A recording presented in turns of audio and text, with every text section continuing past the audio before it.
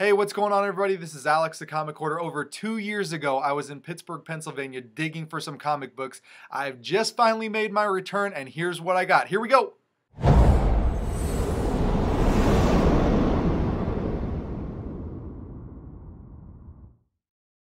Before we get into this haul, I've got two unboxings to do. This one's an AOK from Longbox Love Affair, and this one's an auction win from the New York Warriors from EROD212.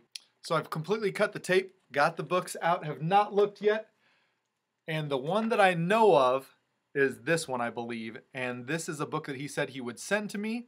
He's found it in a shop, and he knew I was looking for it. He knew it was one of my favorite stories, and this is... yes, Teen Titans #1. This is a Jeff Johns story, Michael Turner cover. This is the first time you see Connor Kent in his more modern t-shirt outfit, the pre-New 52 outfit. And I absolutely love this Jeff Johns run, love this Teen Titans team, and I couldn't thank you enough. Thanks so much. I'm going to leave his link in the description below. There's also one more book, which is a surprise. I'll check that out right now. And so here's the surprise book from Longbox Love Affair. Oh, awesome. Enjoy the comics through into Daredevil. You may already have this one, just in case. Thank you so much. I do not have this one, and it's a wonderful, looks beautiful. Thank you so much. Daredevil 118. Check that out.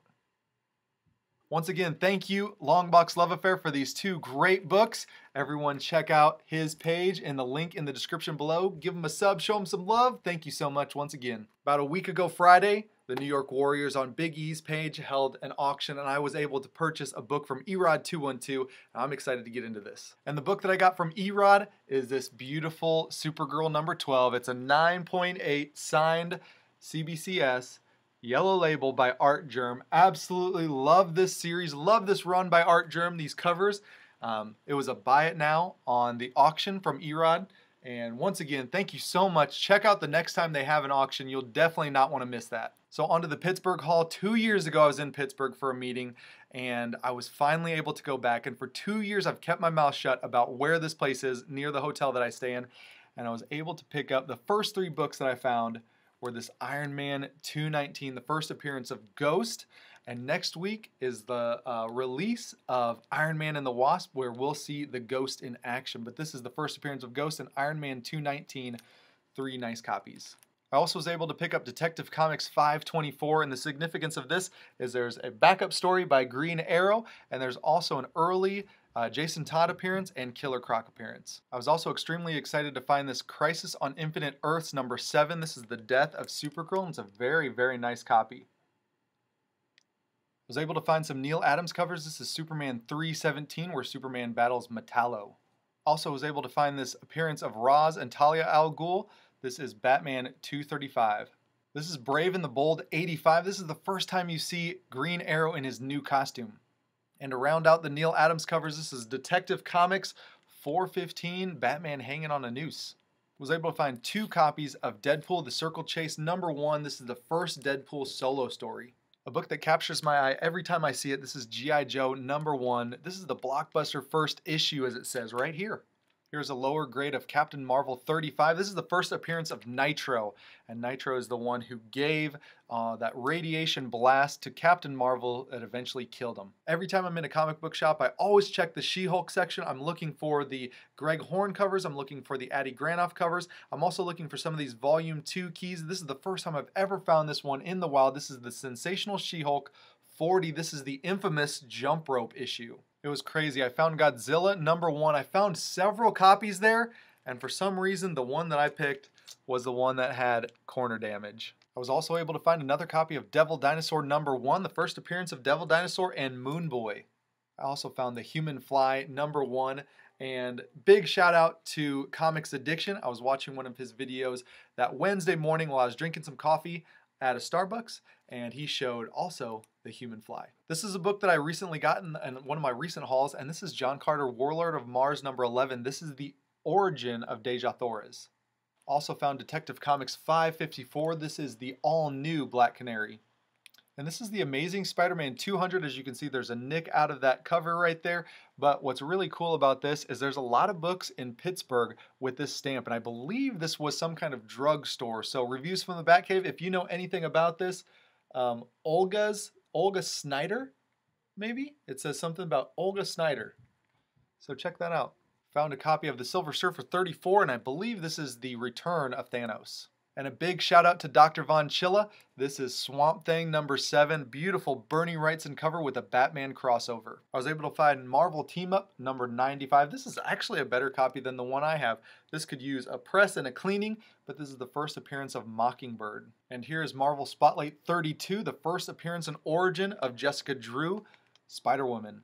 I was also very fortunate to find this probably VF Plus copy of Marvel Team Up 141. This is a very early appearance of the black suit.